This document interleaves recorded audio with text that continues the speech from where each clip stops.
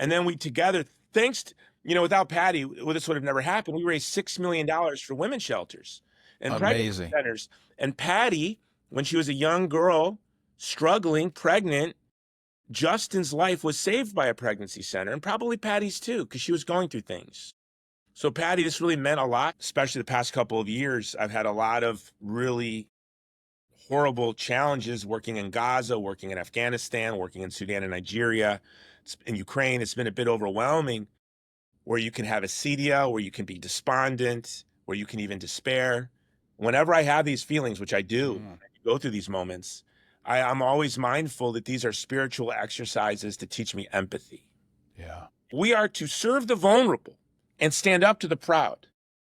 You look at the most influential Catholics in public space, haven't been kings and emperors and presidents, and judges. They've been the saints dragged in chains to stand before kings and governors and emperors and judges and witness truth. If that's how we have to do it, that's how we have to do it.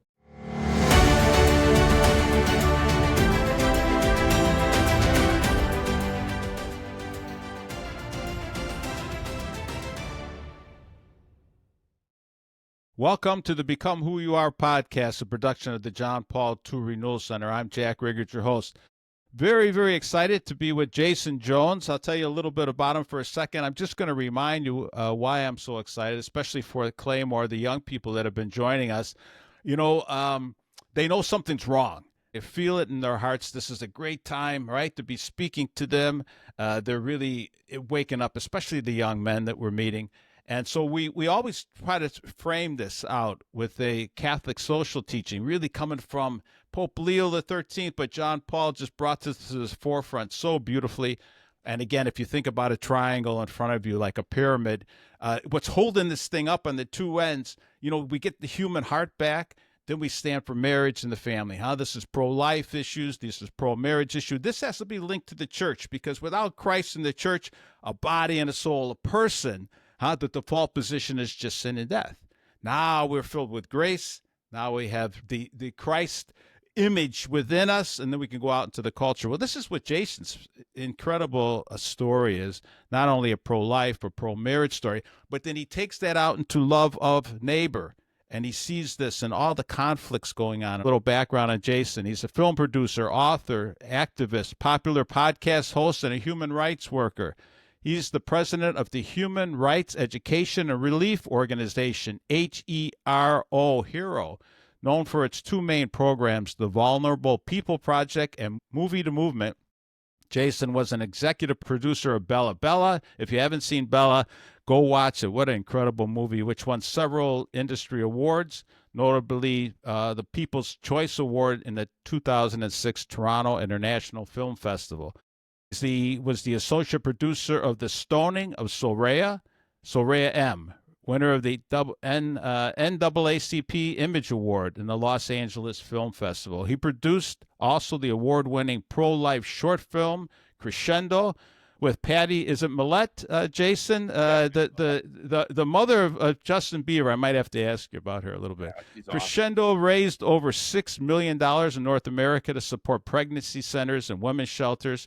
He wrote a number of books. One of my favorites was The Great Campaign, who brought me right through the COVID and all that crisis when I thought I was going crazy. He also wrote The Race to Save Our Country, The World's on Fire. His latest book, Dispatches from the Great Campaign, Defending Life on the Front Lines. And this is what my intro was so important about. So, Jason, thank you so much. Welcome. Jack, it's good to see you. Good to see you. So before we get into this, how did you choose Paulette, the mother of Justin Bieber? She to be in this? Was there a reason besides? Yeah, there was a reason. So Okay. Let me tell you, it's actually a good question. It's first of all, Pattie Mallette is awesome. She's just one of my favorite people and a good friend. That's so good to hear. And she was just a young teenage mother who found herself in a crisis pregnancy. Justin and Pattie never looked for fame. She would pass out, she's evangelical, she would pass out tracts on the street, and Justin would sing. And someone made a video of that to send to her mother, to the grandma, to put on YouTube. Her friend did. And then Usher saw it. And so they were kind of, ambushed by celebrity. Pattie said she wanted to write a book. for other parents to go through this. I said, I mean, there's only one every 30 years. That's like, Yeah, yeah, yeah. look, you had Elvis, you have your son, there's not a lot of not a lot of people that get ambushed by fame, especially in the way they did. But how it happened was Eduardo Verástegui, um, That's right. He's also he's just in a that great film. man, and we made it. Yeah, he called me from. We worked on Bella together and many other films, but he called me from um, uh, Paris, and he had just visited the cathedrals, and he called me. He's like, Hermano, the guide said they built these cathedrals to last until our Lord returned. Could you imagine if together we could make a work of art that people would like watch on the screen till our Lord returned? I said, okay, mission accepted. And my producing partner and co-founder of the program of Hero Movie to Movement, we already had Hero, but Jennifer Cadena, we actually have a new movie we just finished. It's going to film festivals now that Jenny directed and produced with me. Ernest Hemingway's Hills Like White Elephants. It's another short, Whoa. same quality as Crescendo. Yeah. But I can't wait for that. Jenny and I had a whiteboard, and we put on the whiteboard, how would we make a film that people would watch that elevated the dignity, that exemplified the beauty and dignity of motherhood and the child in the womb? How would we do that? And we said it would have to be a true story about a person that people loved across culture, and we would love across time. And then I said, we really probably should get a celebrity executive producer to partner with us on this film so that young people will watch it today. So we just don't make a museum piece, but it has some utility today. And Jenny said, no offense, Pattie, but Jenny said, I just read in People magazine, this was, when people read magazines like in 2010, Yeah. that Pattie Mallette, I don't know, that Justin, the mother of Justin Bieber, had the most influential Twitter account with tweens. I never heard the word tween before. I said, what's a tween? And she explained to me. And I said, well, who's Justin Bieber's mother? What's her name? She's like, I don't know. So I didn't know. Jenny didn't know. We put on the whiteboard, the mother of Justin Bieber is our executive producer. Isn't And that that was on my something? to-do list the whole time we made this film. And it was like a 3-year project, okay, to make Crescendo. And I never did it. I never did it because I was afraid of failure. I just never went about my task of reaching out to Pattie Mallette. Never did it. We make the film, and I share it with a friend of mine who is one of the biggest publicists in Hollywood.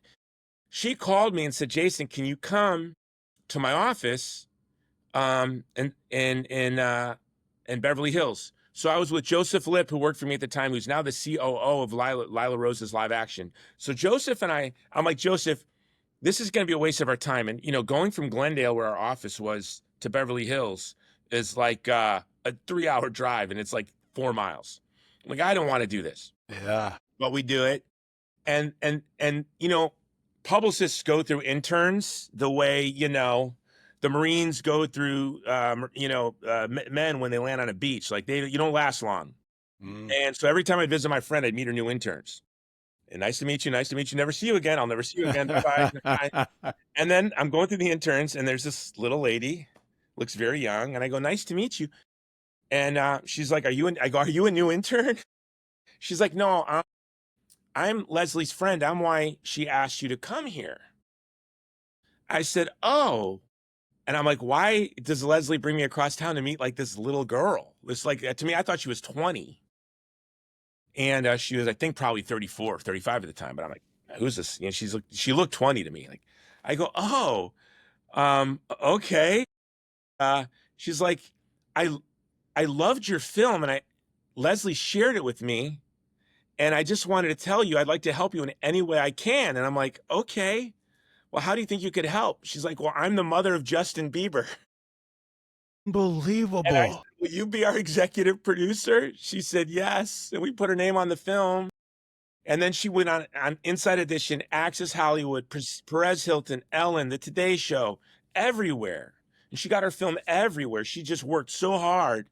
And then we together, without Pattie, this would have never happened. We raised $6 million for women's shelters and pregnancy centers. And Pattie, when she was a young girl, struggling, pregnant, Justin's life was saved by a pregnancy center, and probably Pattie's too, because she was going through things. So Pattie, this really meant a lot to her. So when people work for me, I So always when Justin was born, was she a single mom, Jason? Do you was know? 16 years old. Yeah. 16. I believe she had just attempted suicide. It was a Whoa. pastor that had come to see her and gave her a rose in the hospital. And then she soon finds out she's pregnant. It's just like the movie Crescendo. You can't make this up. I always Wow. say, my wife says, don't say it, you sound really arrogant. But I say, no one has done more than me with less talent, and no one has done less with so much grace, if that makes sense. Yeah, of course. It makes. I mean, it's a humble way to say it, but look at we. But I my wife says if it we're sounds honest, arrogant, but we I mean, get like that. I'm Yeah, just saying, I love that. her name on there, and God just did it. Like, he just did it. And because of Pattie, we raised $6 million for pregnancy centers. Now, you know, the Pattie and Justin lived the first 6 months of his life in a pregnancy center with Pattie because she was homeless. Yeah, yeah, yeah. Okay, so was she last thing, and then we'll move on. But was she pro? Was she working in a pro life movement, Jason? Do you So know? pro-life. And, you know, whenever JB was interviewed, even as a young man, he was interviewed by Rolling Stone, and they asked him about abortion, thinking he was pro-choice. He's like, I'm pro-life. And they said, well, what about rape? And he goes, a baby's a baby. And, you know, everyone criticizes young artists, especially young Christian artists. We put them under a microscope. Like, God forbid my sons or me, when we were young, our life was under a microscope. Me and all of my sons were yahoos, had our ups and downs, had our struggles. You know, Justin always publicly adored his mother, proclaimed his faith in Jesus Christ, and strongly said he was pro-life. And, you know, now he's a man. He's been through a lot, but it's just, yeah, I'm so grateful to Pattie. And that film raised a lot of money for about 200 pregnancy centers across Canada, the United States, and Mexico. And we raised $6 million. We released it in theaters for one weekend only through partnerships with pregnancy centers. And it raised $6 million in a weekend. You know what the story you just told for again for our listeners. Again, I'm concentrating on the guy and the young people, even though they're not the only ones listening to this, Jason. But here's why: because when you have faith, when you walk into the story, this is so important for young people to hear, for all of us to hear. When you walk into the story, God is going to watch. You know, God is going to do things. You have to watch. You have to keep your eyes wide open. You know, He's a personal God. He wants intimacy with us, Jason. This is the hardest thing for guys like you and me to believe, but you just said it, and I know it in my own life too.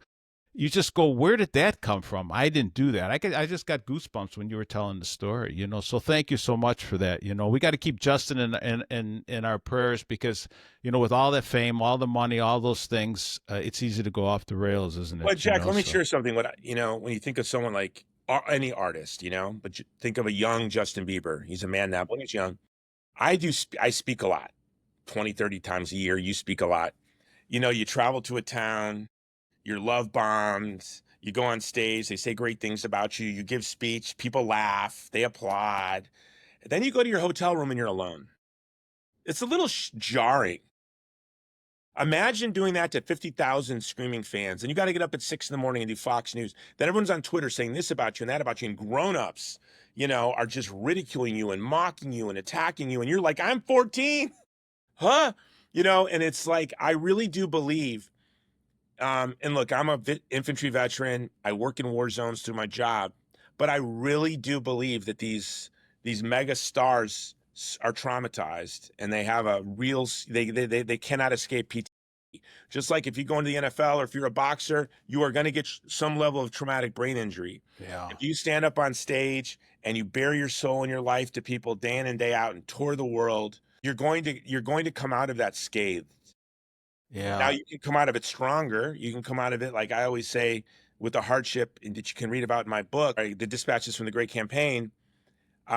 Especially the past couple of years, I've had a lot of really horrible challenges working in Gaza, working in Afghanistan, working in Sudan and Nigeria, in Ukraine. It's been a bit overwhelming where you can have acedia, where you can be despondent, where you can even despair. Whenever I have these feelings, which I do, I go through these moments, I'm always mindful that these are spiritual exercises to teach me empathy. Yeah. And I'm so grateful that I'm a Catholic. You know, it's not enough to be part of these ecclesial communities of our separated brothers, they're missing a lot of key ingredients to help you deal with the human condition. I am just so grateful that I am a Catholic, and it's really helped me. I don't think I would have really survived our work in Afghanistan. I think that I was really pushed to the end of my capacity. I don't want to say too much because I don't want to click the censors. There's things you can't talk about. But I was really pushed to the end, never losing my faith, but just overwhelmed with sorrow and the burden of my responsibilities. But it was my faith that kept me through. So when we look at these secular artists or even Protestant artists, I think that there are key elements of the prosperity gospel and these other things in many ways, I think, doom them. Yeah. God forbid you believe in the prosperity gospel and you're a rich young celebrity. How does that help you cope with all of the pain and suffering that you're dealing with? No. And I've seen, Jason, without an intimacy as they get older, without an intimacy into prayer life and into the sacraments, evil has a way to get in there, because that trauma that you described earlier, that's only, you talk about the fans and the secular world throwing things at you, but behind the scenes are the people in the music industry that'll take advantage of you and ruin you and even sexually exploit you themselves. So on top of it all, you have this coming at you. So where do you turn? If you don't have this solid foundation, Jason, where do you turn? You'll come apart, like you said, as a human being. You'll unravel. All of us. Yeah, we should really pray for these people. It's a severe burden. Yeah. When we a movie that I helped raise the financing for, Little Boy, I remember that the production team, the Leo Severino and Alejandro Monteverdi and Eduardo, as they were casting the young actor, I remember Leo Severino really saying, we need to pray.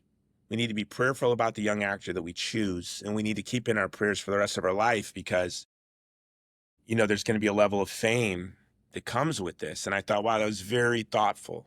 I remember just being struck that they saw that as a severe responsibility. You just don't cast a kid and forget about him. And, David Henry, actually, who was in the movie, was a Disney star, ended up becoming Catholic through the process of being in the film Little Boy. It gives you a lens, doesn't it? And this is the work that you do. And maybe you could tell our audience, you've been on before, Jason, but it's been a while. Just a little bit. We can't spend too much time on it now, but the story you described with Justin and his mother, that was your story in a way too. You had a daughter that was aborted when you were only 17 years old. That puts you on it. So maybe just touch on that, will you? And I know you talk about that a lot, but it's important to us to segue into the work that you're doing, because I'm trying to distill this lens for these young people that we're working with to say, once I see this in my own heart and I feel this, now I got to go out and this is going to change the way I look at the world. Right? This is the lens that you were describing. When you just said that those movie producers start to look at them and not as a person, those actors as a person, and pray for them. This is a different lens than using people. This is really the dichotomy, right? This is the separation between the work that you do, where you're linking all this together, going out and building the city of God versus building the city of man. And at the end of the day, John Paul would say, Jason, it gets down to the battlefield of the heart of a man, of each man and each person, between love and lust, between being a self-giving person that sees the person, and this is what you do in your work, and lusting and grasping, right, for myself. And I'll just say this last thing because it's so important. When I was reading your book and listening to the things that you talk about, that's what you do in these conflicts, the Israeli-Palestinian conflict, the Russians in Ukraine, Afghanistan, you just said. You see the person, don't you? You see the person. This is what the difference is. You don't just say this is black and white. Israelis, we got to be for the Israelis or the Palestinians. You say, okay, there's some justice in that. I have to figure that out, but I have to see the person. Can you talk about? I just gave you a lot there, Jason. Yeah, but I'll start with First of all, today's a big day. I see Our Lady of Guadalupe over your shoulder and St. John Yes. Paul the Great. Yeah, Now, the thank you. title of my book, The Great Campaign, Dispatches from the Great Campaign and the Great Campaign Against the Great Reset. I always have used this expression, the Great Campaign. And I got it from Evangelium Vitae, which I read the year it came out as a young atheist. I was a young pro-life atheist. I read Evangelium Vitae. It really captured me. And I really Look, I don't want to stop you too much here, but how did you? Who put that in your hand? That's a big deal. I'm a weirdo. I go down rabbit holes, start reading everything. So I had read a book called, I was an atheist, but I was working on a book called Generation X Manifesto, The Race to Save Our Century. It was going to be like this libertarian atheist like book. I was a libertarian atheist, and I had this whole vision for my life. I'm going to graduate college, publish this book, become a famous, influential person. But as I was working on the book, I saw a book at a yard sale, and it was the Christian Manifesto. So I bought that book, and it was by Francis Schaeffer. Francis Schaeffer was a brilliant Presbyterian apologist and theologian, wonderful human being. And he was really responsible for making Ronald Reagan pro-life. So I read that book just because I wanted to see how it was outlined as an example of how to outline my book, right? Just because it had manifesto in the title. That book really hit me. And then I found out he wrote another book, a pro-life book called, I forget, wrote it with C. Everett Koop. And I bought that book. And then I don't know, and then I somehow found Evangelium Vitae. Now, I was very pro-life, but at the time, sadly, I was peripherally, I mean, I did volunteer for Hawaii Right to Life, and I was around some good Catholics, but I was really kind of meh, Catholics, they're Democrats. Evangelicals, they're dumb. Like, this is how I thought. God forgive me. Yeah. I thought. And, this is in Hawaii. I was going to the University of Hawaii. But I read Evangelium Vitae, and at the same time, I was reading Nietzsche and Sartre, and I was trying to find an atheist anthropology for the self-evident dignity of the human person that I saw. Sartre and Nietzsche blew that up.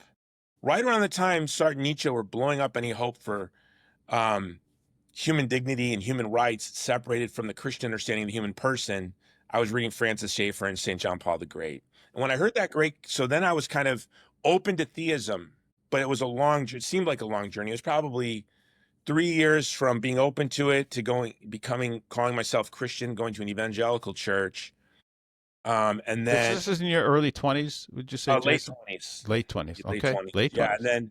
And then 22 years ago today, I was baptized and confirmed into the Catholic Church on August 6th. Oh, So today is my congratulations. anniversary. Yeah. So Congratulations. God Yes, is that's good. beautiful. But what was my inciting incident when I was 17, actually 2 days before my birthday, my high school girlfriend, told, we discovered she was pregnant, and we came up with a plan that I would join the army and live happily ever after. So on my 17th birthday, I went down to the recruiters, and not a couple weeks later, I was off to Fort Benning, Georgia. They had a program then for seniors that were troubled youth. I was last in my class. I was almost overqualified for the program, to be honest.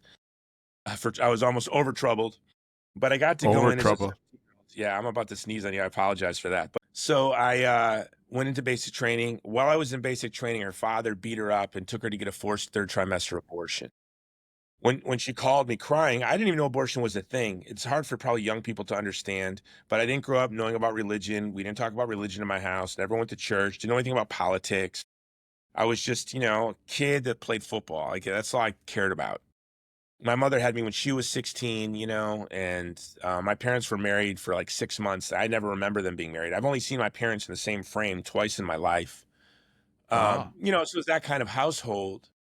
But that abortion was my inciting incident. And then as a young infantryman, I realized on my first deployment, I realized how privileged I was to be an American, how dangerous the world is, and how I have the ability to harness power. Here I am, a high school dropout, 17 years old, and I was on a non-combat deployment, a field exercise in Thailand called Cobra Gold. And I remember just seeing a father with a sick kid in the middle of nowhere in the mountains, and the translator said the kid was dying of malaria. And I just remember that moment I realized I can do so much with my life, and I want to order my life to harness power to help fathers protect their children. I didn't have the language of pro-life or I was coming from a blank slate. So that's what I wanted to do. And I started knocking on doors on my off days as a soldier. That's really where my great campaign to defend life began. Talking to civilians about abortion and saying, let's make abortion illegal. Hawaii Right to Life found out about me. And you were a soldier, because this is in your book, and you were a soldier at that time, and you just started to walk around. I mean, your heart's on fire. It's amazing. Actually, that's how God blessed me, because the first neighborhoods nearest the base, we still had plantations in Hawaii, pineapple and sugarcane. These were These were Ilocano Filipinos, the most devout Catholics. So everyone was like happy to see me and very pro-life. Oh, I was like, this is going to be the easiest job in the world. This is going to be easy, But then that's when I just had this idea of an organization that would be from the child in the womb to the child at war. But then when I really discovered St. John Paul the Great, he had a massive influence on me. I mean, I bought the domain, thegreatcampaign.com, in the late 90s. Avon tried to buy it from me in the early 2000s for like 6 figures, and I wouldn't sell it because I'm so connected to that, because that's how I see what I'm doing. Isn't that something? You gave up the six figures for that. See, this is something. I was waiting tables, running my nonprofit, and Avon, I guess, I don't remember. I mean, they used to, maybe they still do. They would have this big thing called the Great Campaign, Avon's Great Campaign, and it's such a good domain. Think about it. And then sure is worthwhile so much anymore because there's .this, .that, .everything. But then it was like .com.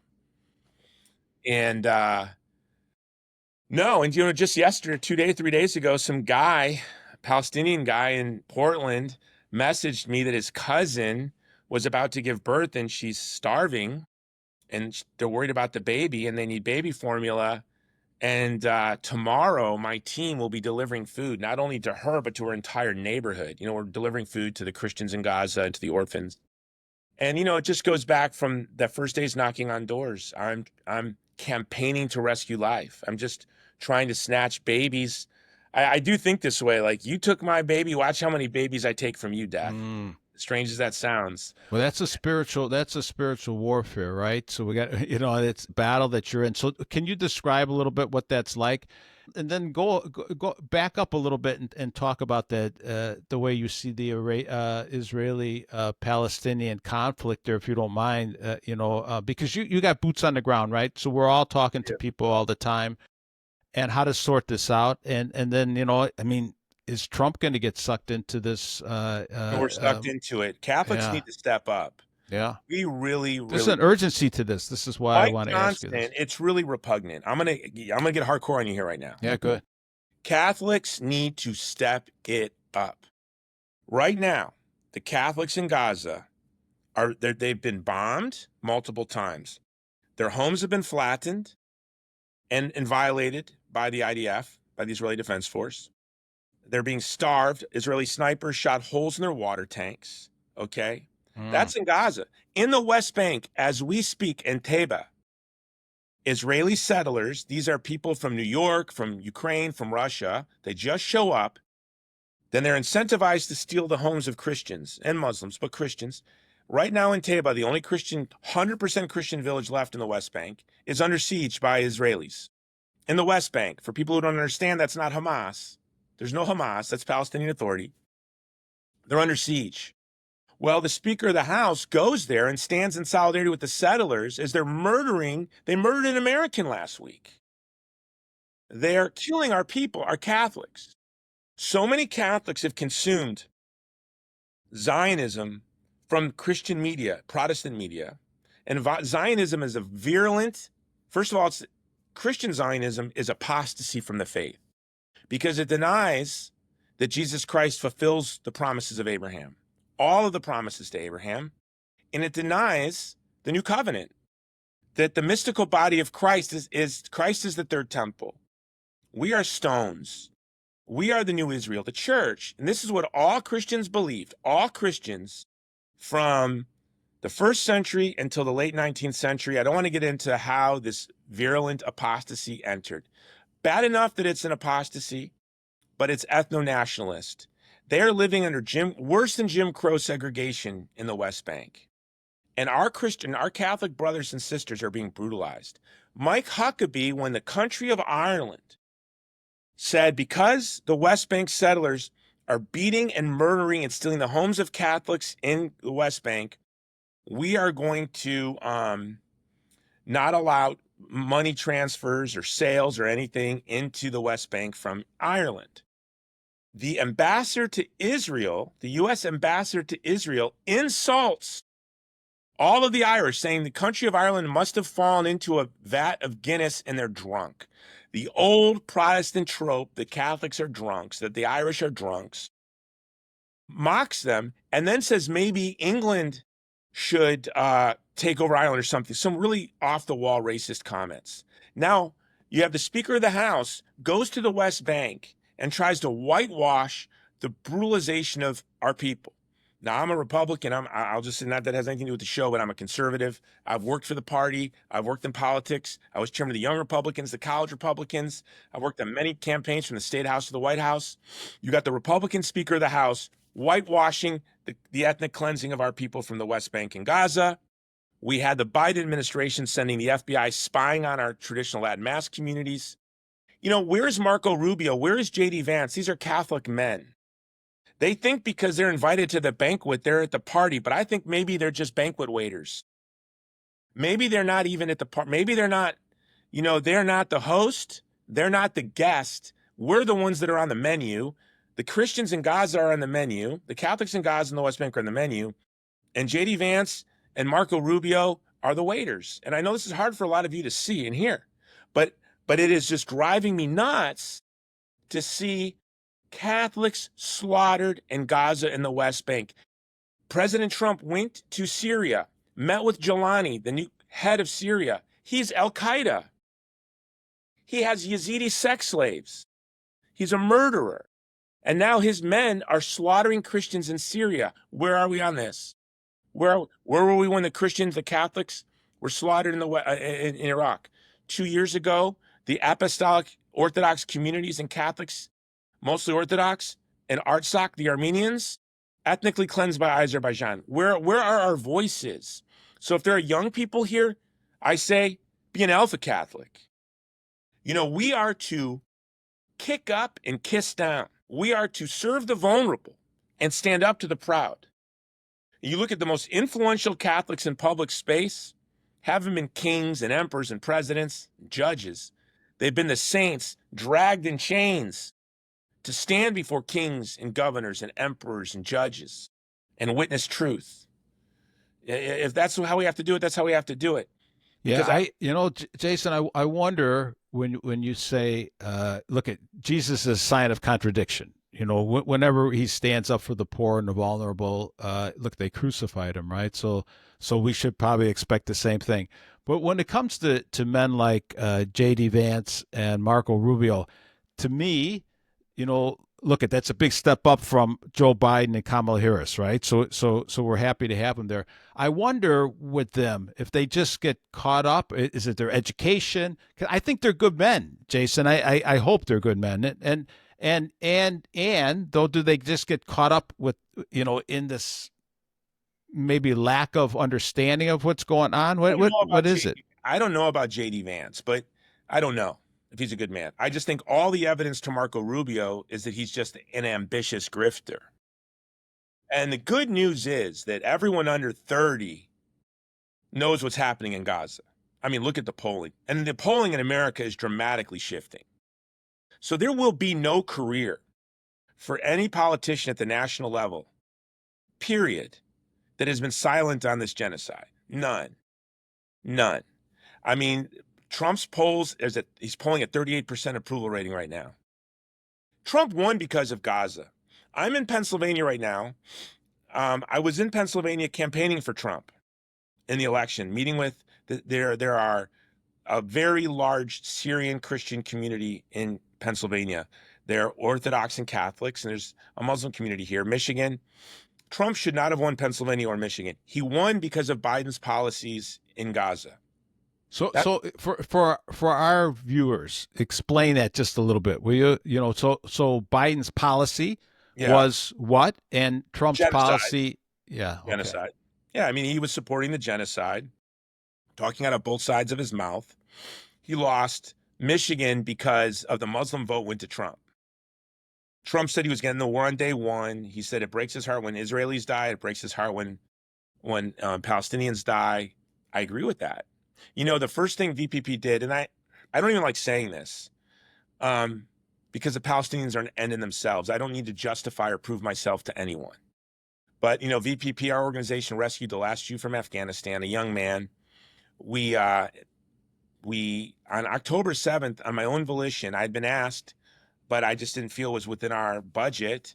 In an African country, we provide security for Catholic churches that are being threatened by extremists. In fact, we lost a security guard last month who was shot defending a seminary. Sorry to hear that. We put guards and installed solar and cameras outside of the last synagogue in one of these countries, you know? And so I've been a loud and outspoken critic on Jew hatred and anti-Semitism in our own community. But my fear of the rise of anti-Semitism and Jew hatred, it is interesting how the Jews and the Palestinians are the two communities that we think collective punishment is acceptable. You know, the loudest and clearest voices against the genocide in Gaza are Jews. I mean, you can look at Noam Chomsky, Norm Finkelstein, the great comedian Dave Smith, who I'm going to be with this week at Ron Paul's birthday. I can't wait to meet him. I just saw Jon Stewart, who is very brave to be in Hollywood, and he's just was pouring his heart out. You know, he says, people tell me you're going to lose your career, you're betraying your people. He says, has the whole world lost its mind? And I know he's a liberal. We disagree on probably everything, but I just agree with him when I hear my evangelical Christian friends. And if you're a Catholic, you are poorly formed if you are parroting the evangelical talking points. Read what Pope Leo has said. Read what Cardinal Pizzaballa has said. Listen to what the Bishop of Allentown, Pennsylvania, his statement. Look at what the priests and the Christians are saying from the West Bank and Gaza. Listen to your own community. Study your own theology. Don't read these racist tropes by guys like John Hagee and Jonathan Cahn that are fantastical, Gnostic, ethno-nationalist, cruel fantasies that we as Catholics shall not tolerate. And I will not tolerate people disparaging Jews for what the state of Israel does. And I'm not going to watch as Palestinians are slaughtered because of what Hamas did, especially knowing that the United States and Benjamin Netanyahu himself supported Hamas. We know that. It's not a conspiracy theory. They said, oops, you know, because they wanted to divide the West Bank from Gaza. They wanted two political entities. They wanted to undermine the Palestinian Authority. And so they, you know, look at what we got. And many, as a statement just came out from hundreds of field grade officers, including the former equivalents of the secretaries of defense and the Mossad, calling for this war to end. And Israel's biggest papers and human rights organizations are calling this a genocide. The only people defending this are evangelical Christians who hold to a fantastical Christian Zionism, and the same people call our church the whore of Babylon and the Pope the Antichrist. Okay, these same communities, that's what they say. That's why the Babylon Bee came out. I don't know if you know about this. This guy from the Babylon Bee comes out 2 weeks ago and says that the quote unquote Christians in the West Bank are not Christians. Well, why did he say that? Because they're Catholics. And these Zionists don't believe that the descent. Now, who are the Christians in the West Bank? Wait a second. Is that why he said that? Yes. I didn't know that's why he said that. 100%. And I heard it and I just pushed it off, Jason, because I said, you know what, I don't want to hear that nonsense. They're not. But I didn't realize they don't go to church in a strip mall or an auditorium, I guess. I think to be a real Christian, your church has to be between the nail salon and the vape store or in a stadium. And I hate to be like this, but you caught me when I'm angry because I just saw that Mike Johnson went to the West Bank to whitewash the killing of our Christians. And who are the Catholics in the West Bank and Gaza? They are the descendants of the Jews that walked with Jesus. Yeah, talk about that for a few minutes because you're good at that. You understand the history. See, most of us don't really know the history, and we don't realize that some of those are, and not only there, but Iraq and other places are first century Christians. Yeah, first Catholics. Syria, Lebanon. There were no just, they were all Catholics at that They were point, Jews. basically, yeah. They say, oh, bless the descendants of Abraham. Well, guess who are the descendants of Abraham? Jews and Muslims. Because he had two lineages. Okay, Arabs and Jews. Okay, so I want to bless them, by the way. And they were blessed by Jesus Christ. Okay, that we know that was the blessing. All right. So it is so funny to listen to these Protestants talk. Because they're like, oh, they're Arabs. Yeah. Read Acts. They were speaking Arab in the upper room. Whole Arab tribes began to convert in the 2nd century. First, look at all those councils we study in the early history of the church. Look where those councils were located. They weren't speaking English and French and German in the upper room. That was not happening. These Christians, my friends who are Palestinian Christians, they say when they come to America, evangelicals will say to them, like, well, when did you convert? When like Jesus said hi to my grandpa. What do you mean, when did I convert? I'm Palestinian. And to say they're not real Christians because they don't have a Schofield reference Bible. So And let's say they weren't. Let's say they were Jehovah's Witnesses. You don't starve and slaughter somebody. I don't care if the people will go to you. We deliver aid into Gaza, right? Every week, thousands of orphans and a hot meal to every Christian. Every week, we give one hot meal to every Christian, and we deliver thousands of meals to orphans. People will go, I hope they're all Christians. I say, unfortunately not. You want to know why? Because those gosh darn Christians that we give food to, guess what they do with the food that they can save from what we give them? They share it with their Muslim neighbors. We provide them water every week. Guess what they do with the excess water? They provide it to their Muslim neighbors. When I see a child with no arms and no legs in Gaza, by the way, tens of thousands of them are now amputees because of this war. I don't walk up to the child and say, excuse me, are you baptized and confirmed? Can you recite the Nicene Creed? Oh, you can't? Oh, I'm so relieved. I was almost sad that I'm looking at a child with no arms and no legs because of a war. This kind of thinking to me is utterly insane. And I'm saying this because I know a large percentage of this audience consumes Fox News, consumes Protestant media, and we have been indoctrinated. I wrote an article early in the war called Help, I am an anti-Palestinian bigot.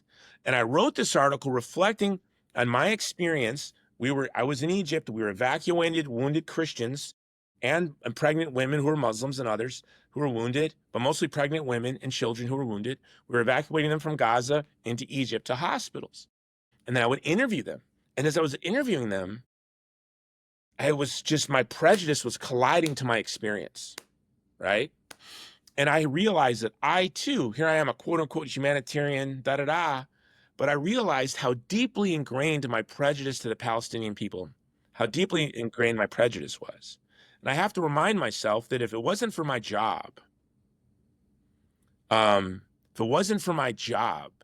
wouldn't be different than anyone else. Like, my job thrusts me face to face with war, thrusts me face to face with the people who suffer in these wars. And so my prejudice can melt. In many ways, I think probably I have more deeply ingrained virulent prejudices than most people.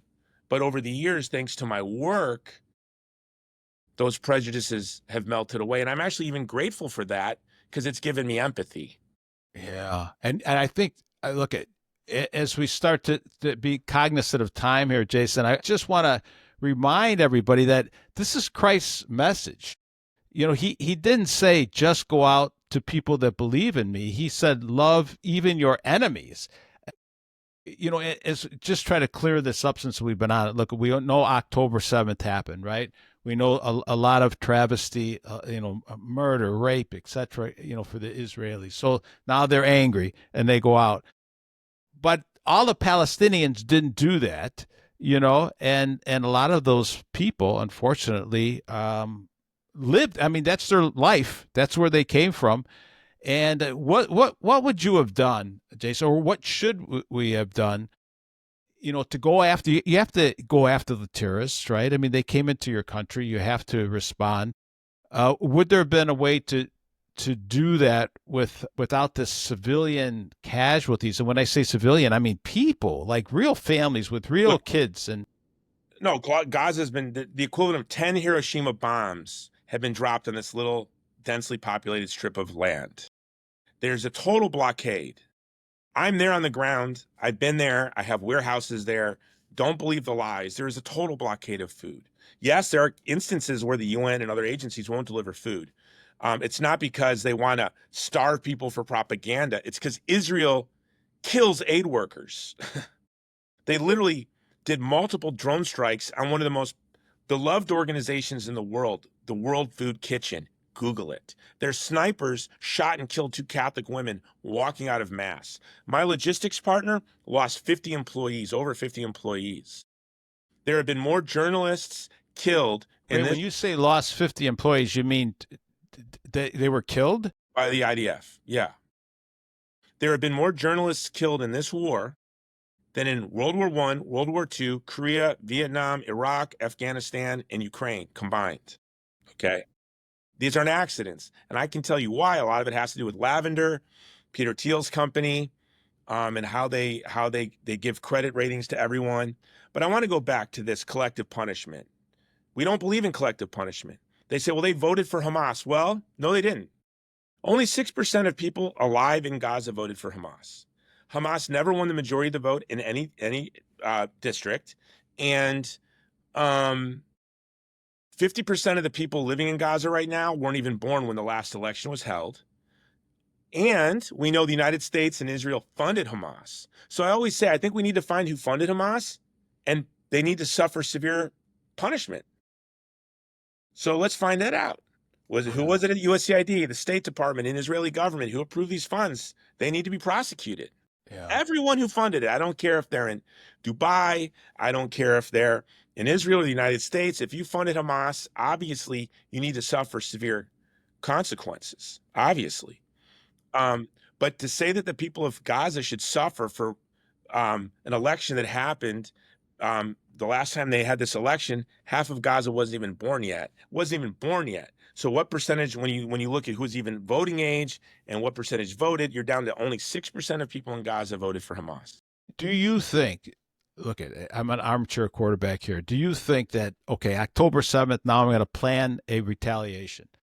Do you think that if they were going to do this properly, the Israelis, and they weren't just doing a land grab, and they really wanted to target Hamas, would that have been an opportunity to bring the Palestinians over on your side and say, look, we're going after Hamas. If your life has been controlled or damaged, or you're not as free as you should be because of Hamas, this is your chance to, however you would case that. But would that have been an opportunity? Would that have been a way the Israelis could have said, hey, we really want to be on your side in this, and be careful the way we're doing this? Look at what they did to Hezbollah. You're telling me they can strategically target Hezbollah, but they can't strategically target Hamas? Eric Prince wanted to flood the tunnel system. Brilliant idea.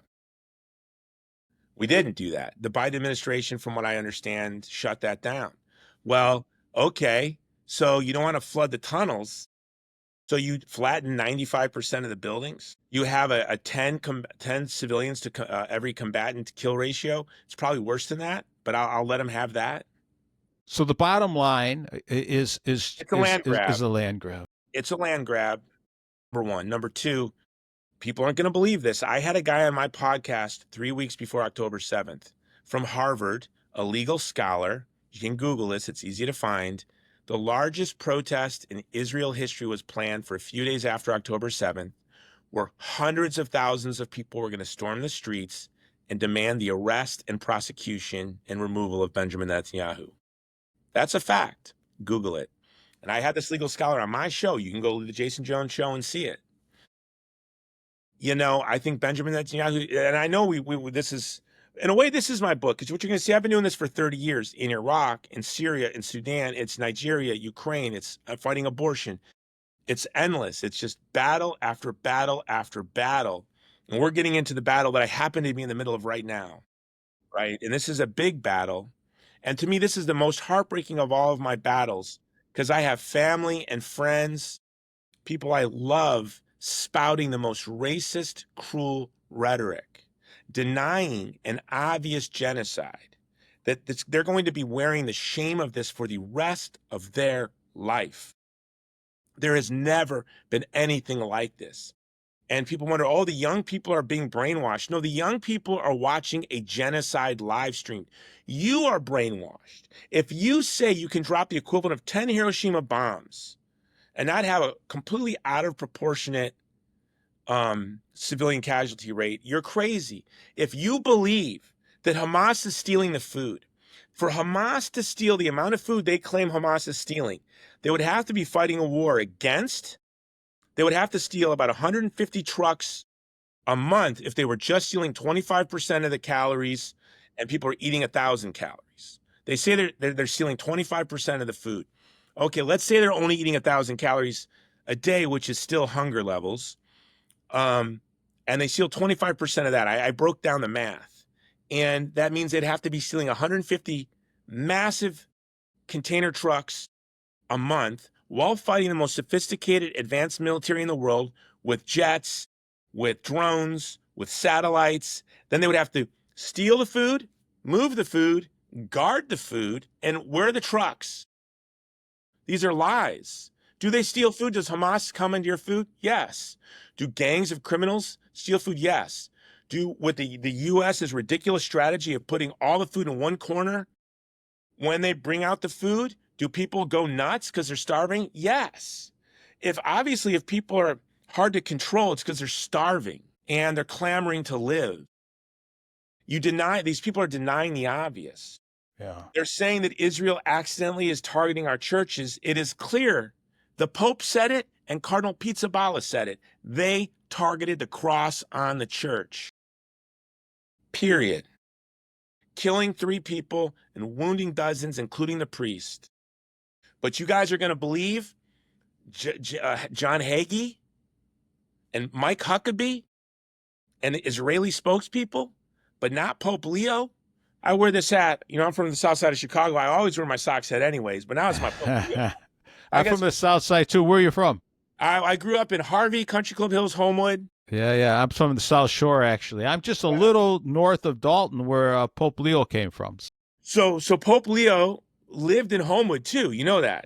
I forgot about that. And 2 blocks from, I went to HF and Homewood Flossmoor, and his favorite pizza is Aurelio's. That was my first job, and it's my favorite pizza. It's the best all around. Yeah. Best sauce. But Aurelio's is the best. But anyway. But so let's do. I want to because I know your heart, Jason, and I want these young people to hear your heart, because when if they're just introduced to you for the first time, they have to understand where this righteous anger comes from, and it's from seeing people again. So it's from seeing people and not just conflicts, not just wars. We have a deep state here in the United States. The church has a deep state. We know there's evil and corruption at all levels. So nobody's perfect out there in the world. And the best way, I think, to look at, maybe it's a little bit of an oversimplification. We have to see what's going on, right? There has to be justice served, but at the end of the day, we have to see people, don't we? We have to see people. And I think when you're out on the ground and you're seeing people and you're seeing the hurt and you're seeing what's going through, it has to affect your heart, and that's coming through. You can see right here. I mean, I'm in direct communication every day with the Christians in Gaza and the West Bank. I have a new Substack at the Jason Jones Show, my Substack, called Jesus Wept, Eichmann Didn't. And there was this big brouhaha that the Tablet wrote a column mocking Theo Von for crying when he was talking about Gaza. Then there was this goofball, whatever his name is, Joel Berry from Babylon Bee, that he was so stoic, that he could talk about this and he was so stoic. Eichmann, who was, ran the trains to the concentration camps, everyone thought he was going to break down and be emotional and cry on his trial, and he didn't. But we know from scripture that Jesus wept. Paul tells us to weep with those who weep. And, I didn't cry. When my grandmother died, I was like in 10, and I cried myself to sleep every night for 3 years. And I don't think I cried from like when I was 13 to when my friend's son got hit by a car, maybe about 10 years ago. And my wife had never seen me cry. And it was when I was in Iraq. When did I start to really break down? Just this righteous anger came was when I was in Iraq watching the genocide in Iraq, when I traveled with the Peshmerga and going to those villages and smelling the burning flesh and seeing the children and the victims of ISIS and seeing the churches that were destroyed, and then coming home and hearing the silence of our church. And, so I would say this idea that men don't get passionate. No, the cruel architects of the culture of death have no passion.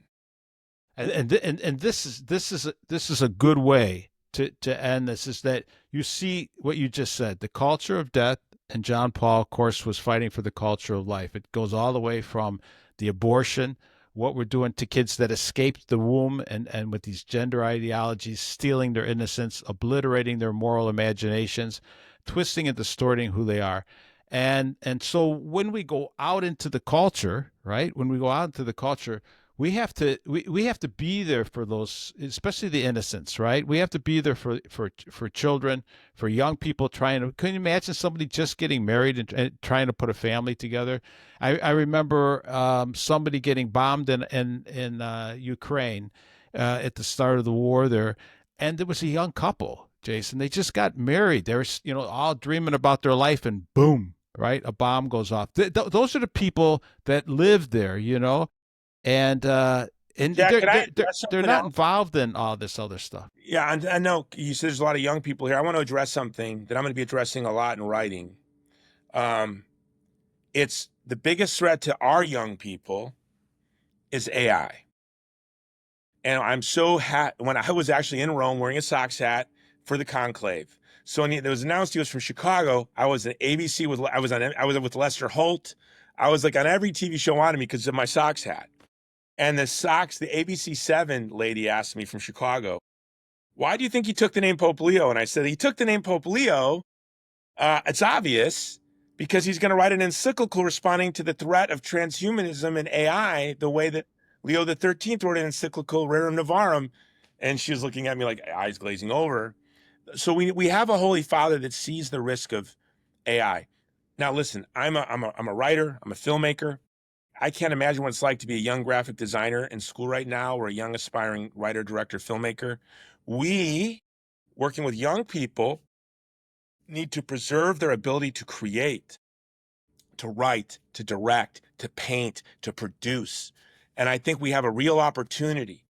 And I think we need to bring back local theaters, and directed, produced, and starring actors and writers and directors from our communities. Amen, yeah. Because pretty soon, everything you watch on these screens, it's not going to come from a human.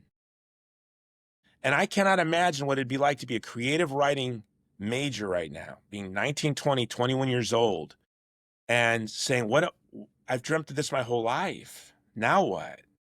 So there are a lot of threats. And, the fact that Pope Leo took the name Leo tells me, wow, he knows, and he's thinking about young people. He's thinking about their hearts, what it is to be human. I always say a human is a storytelling creature. So we are. And AI is going to take away the humanity from stories. And so we need to be vigilant in fighting for our young people. Technology is it's powerful. And so that can make it very dangerous. And I'm just worried for young people that this technological revolution that we're witnessing is unlike anything the humans have ever experienced. And there may be a generation crushed, or we can take this as an opportunity to really revitalize community and revitalize storytelling in a local, real way. So that's a big divergence from what we were talking about in God. No. It's actually not, because, Jason, we get back to seeing people again. And these young people are starting to notice this, I mean, there's a lot being written about, getting rid of cell phones, for young kids, et cetera. But it's the young men again that we're talking to, that when we tell them, after a certain time, just stay off of social media. You start to connect with people. John Paul II. You start to talk about, theater and these small theaters. Is it a rhapsodic theater?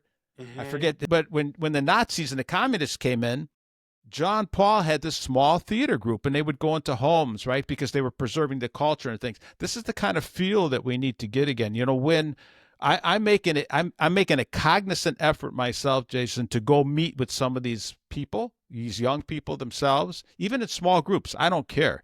To grab coffee with more people, to talk like you and I are talking right now, because that people connection, you can't, if you get away from that, the cultural death will grab you. A body and a soul without grace, right? The default position is sin and death. I mean, it's going to happen to all of us. I mean, death is coming. And it's only when we're filled with grace. And then we have the potential for human flourishing, the potential for human freedom, right? Body and soul filled with grace. But now I have to act. And what does that mean? To love, our vocation to love, right? Love God, love your neighbor. It's not brain surgery. That's what you're doing. And that's what we get upset about, right? When we take our eye off the ball and see these are human beings, and that as Catholics, as Christians, there's Christians listening to this show, that are very good people. I work with them, on the front lines of different things, and they're good people. They don't understand maybe everything that we're talking about here, but in general, they feel it in their heart, because the heart is seeking the truth, right? We seek the truth. This is an opportunity to bring us all together, I think, right? Because there's a window there, Jason, opening up, and people know something is wrong. Something is really wrong. I can't trust the government. I can't trust the schools. AI has got me. I can't trust what I'm seeing right now. And we get back to prayer, we get back to the sacraments, and we get back to loving each other. And in essence, really, that's what you're doing, Jason. Well, that's what the Great Campaign is, right? We have a very simple vocation as human beings. It's not easy, but Not it's easy. to love God and to love our neighbor. And when you want to be passionately loved by your spouse, and when you look at like the Eichmann or Joel Berry like temperaments, when they talk about death and destruction, it seems utterly devoid of love and passion. It's passionless. And I don't think it's a mistake that St. John Paul the Great is the guy that gave us the theology of the body and love and responsibility and brought down the Soviet Union and fought abortion. All Like, at the same this time. was a passionate man who was intrigued by passion. If you read The Jeweler Shop and his play, this is a man that was really consumed with eros. And if you haven't read The Jewelry Shop, you should, yeah, because this is a 3-part play with these 3 couples. We won't go into it, but it's very yeah, honest and brave. You think it came from the 50s and from a Polish priest? It's unbelievable, really, right? unbelievable, Yeah. unbelievable. Yeah, so thank you so much for that. Thanks for your time. Thanks for the book. There's so much we didn't cover in here, Jason. One thing I just, if you got 2 more minutes, one thing I'll just bring up, right? Not to get into it, but when you talked about abortion and how that changes, you said you have a part in here, because this is the point. You said, hey, it came, Roe v. Wade came out of at the federal level. Now we got the war going on in the state. I'm in Illinois. We're at the belly of the beast here. And here you made such a great point in here. You said, here's how we'll know. You wrote this in 2022. This is 3 or 4 years later, and you said this is how we'll know. Are they a red state or a blue state? Are they pro-life or pro-death? Right? Culture of life, culture of death. He said the cities will start to come apart. You'll see violence. You'll see education go down. You'll see the deterioration of, defund the police, just a societal breakdown. I'm seeing it right here in Chicago. 80% of every young person born in Chicago, minority, our black brothers and sisters, 80% of them are born out of wedlock without fathers in the home. This will unravel, and we're not helping them. We're making them dependent on the government and keeping them there. Anyways, we won't get into all that. I want to tie that This is such a good point, though. I want to tie that into one thing. So yeah, the point that I made was that people will vote with their feet, that those pro-life communities, now that Roe versus Wade is overturned, those districts will grow, people will move, censuses will change, they'll gain more political power, and eventually we'll be a pro-life country. And it's because there's going to be 2 societies. There's going to be a culture of life and a culture of death. I would say Gaza's another tragedy. if you accept what you see with your own eyes and you make excuses and exceptions and say it's complicated, it's difficult, Jason, you don't understand, if you swallow the ethno-nationalist or bizarre theological justifications for the mass slaughter of a civilian population, you too will see those religious communities disintegrate. So I recently tweeted that the Protestant megachurches will die in Gaza. And now this gives a responsibility to us as Catholics. We really need to reach out and begin evangelizing these ecclesial communities. Because if you look at the polling under 30, if I'm a young person and my parents are justifying this mass slaughter that I'm seeing in the name of Jesus Christ, I'm either going to become Catholic, Orthodox, or completely lose my faith. So we as Catholics really have to be vigilant. We have to be, like I am intentionally in a way, being so outspoken about this, because I want to mitigate the scandal that people like Mike Huckabee and the Speaker of the House are causing by justifying a genocide in the name of Jesus Christ. And so just as those cities and those communities that will promote the destruction of the child in the womb, those religious communities that promote the destruction of the child in Gaza, they too will become increasingly racist, increasingly militant and divisive, and they will shrink by God's grace. And then their children will be lost. And so we really have to evangelize. And to the young people here, evangelize your Christian friends from Christian Zionist families.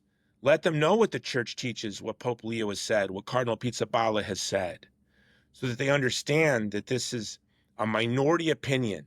Small religious communities that have a lot of power in the United States, but outside of the United States and the United Kingdom, this weird ethno-nationalist theology doesn't have many roots. So, but that's just to your point, Jack. It kind of connects what we talked most of the show about. No, that's right.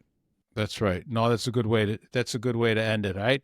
Hey, God bless you, Jason. Thank you so much. Thanks everybody. Thanks for joining us today. We'll talk to you again soon. Bye-bye.